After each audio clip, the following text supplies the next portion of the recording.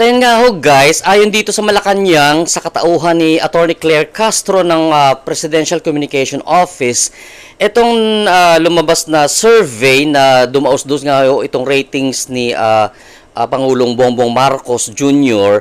Ayon kay Castro, hindi naman daw ito nagre-represent ng buong population ng buong Pilipinas. Anak naman ang tipaklong.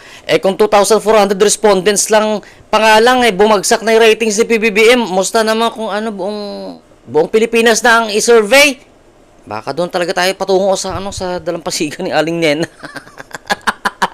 Baka papunta talaga tayo sa dumpster, promise. Ito pakinggan natin sinabi ni ni Attorney Claire Castro. Nalaman po natin na ang respondents dito ay 2,400.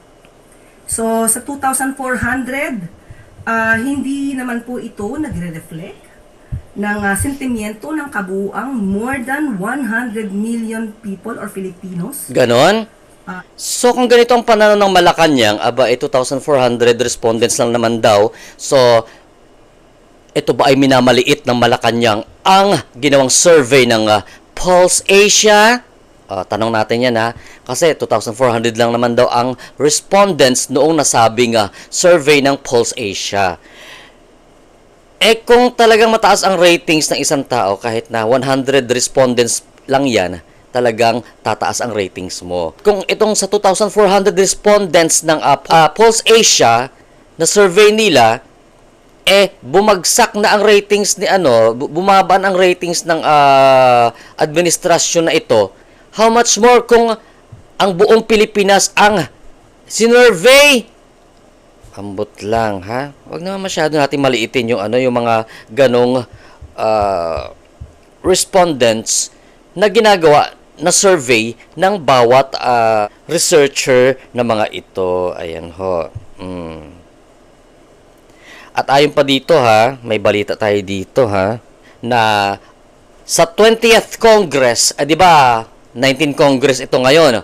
Pag after ho ng election, kapag na deklara na ho ang mga bagong uupong mga na lukluk sa pwesto ng taong bayan, yan ho ay magiging 20th Congress dito sa Pilipinas. Ayan ho ang Senado at saka ang mababang kapulungan. So ayon dito sa report, sasampahan ng impeachment sa 20th Congress si Bongbong Marcos. Pakinggan natin guys Inihag ngayon ng senatorial candidate na si Norberto Gonzales na may mga grupo na naghahanda para isampang impeachment case laban kay Pangulong Bongbong Marcos Jr.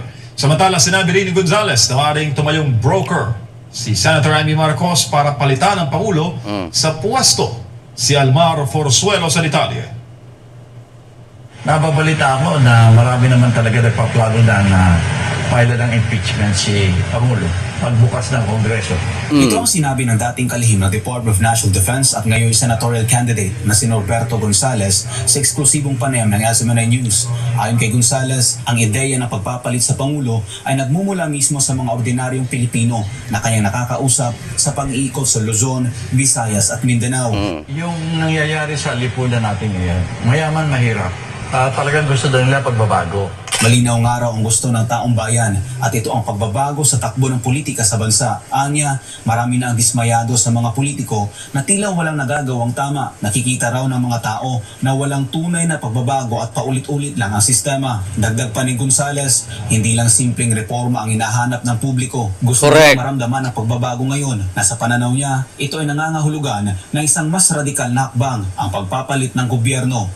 Kagaya niyan, yung mga nakita natin, in 3 years, may nagawa naman syempre ang Pangulong Bongbong Marcos. Pero dominant ho kasi ang nangyayari sa mga ibang ahensya ng gobyerno natin na inubos ang 3 taon, guys, sa pananaw ko, doon sa political differences ng bansang ito. Naubos yung oras at panahon diyan sa mga kontrapartido. Ayan ho. So, dapat iginugol na lang sana yung mga panahon na yon na in-spend nila dyan sa mga proyekto na makakatulong sa sambayan ng Pilipino, di ba? Yun ang mas importante sa lahat. Pero ang nangyari ho in 3 years, karamihan ho sa ahensya ng gobyerno na nakikita natin, naubos ang oras ho sa issue diyan sa politika. Ayan ho. Ano masasabi nyo?